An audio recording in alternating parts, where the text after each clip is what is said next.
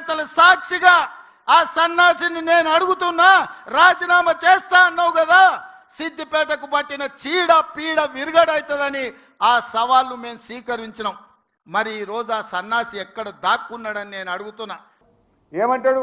ఈ సన్నాసి ఏడ దాక్కున్నాడు అంటుండు. నేనట ఏడ దాక్కున్నానట. ఇవాళ స్పీచ్లో మాట్లాడుతుండు గాంధీ భవన్లో. రాజీనామా చేస్తా అన్న సన్నాసి ఏడ దాక్కున్నాడు అన్నాడు. ఏడ దాక్కున్నా? నీ గుండెల్లో దాక్కున్నా, నీ గుండెల్లో నిద్రపోతున్నా. నిన్ను నిద్ర పట్టనీయకుండా అనుక్షణం రుణమాఫీ గురించి గుర్తు చేస్తూ నీ మెడలు వంచి ఇలా సగం రుణమాఫీ చేయించిన రేవంత్ రెడ్డి, మిగతా సగం రుణమాఫీ చేసేదాకా కూడా నీ వెంట పడుతూనే ఉంటా. ఏడుంటా?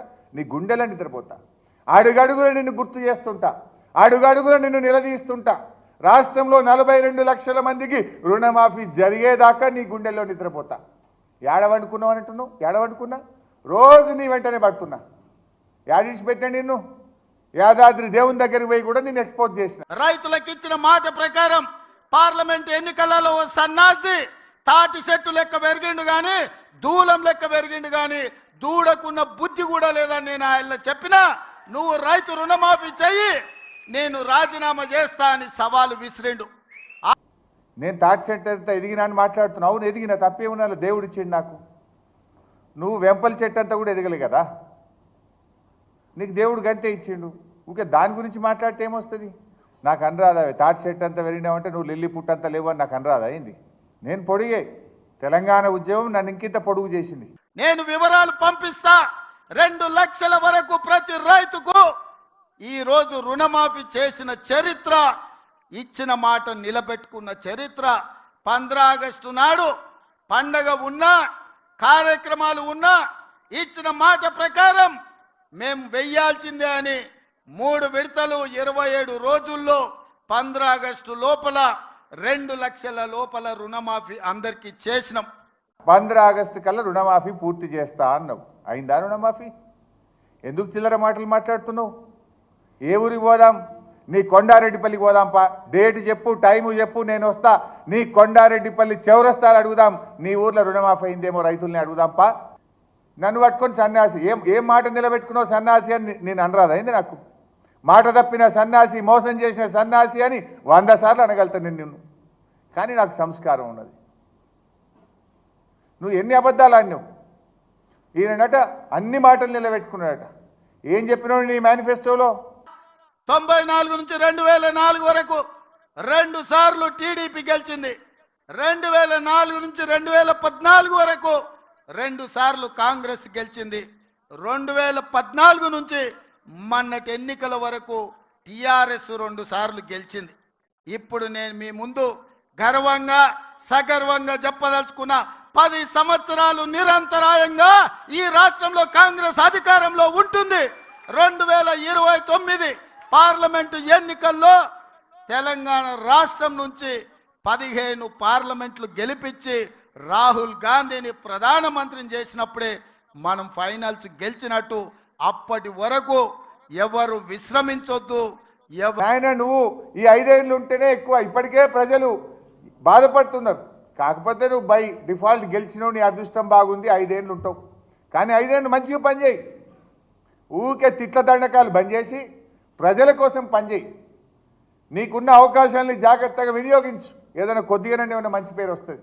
రెండోసారి గెలుస్తా అంటే కాంగ్రెస్కి అంత సీన్ లేదు. రాజస్థాన్లో ఒక్కసారికే పోయింది, ఛత్తీస్గఢ్లో ఒక్కసారికే పోయింది.